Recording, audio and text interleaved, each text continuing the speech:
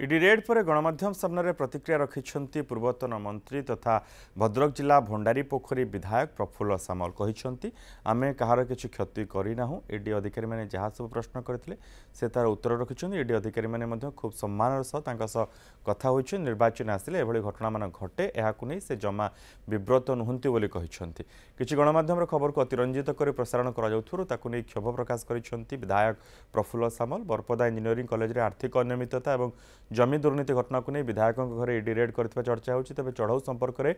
प्रवर्तन निर्देशालय पक्षर कौन प्रतिक्रिया मिल पारिना। देखा नमस्कार पकईकि सार आप कहे आम आप घर भर जीवु केतोटी कथा अच्छे आम पचारू आ देखू किसी क्षति नहीं आसुना आम डकायत कि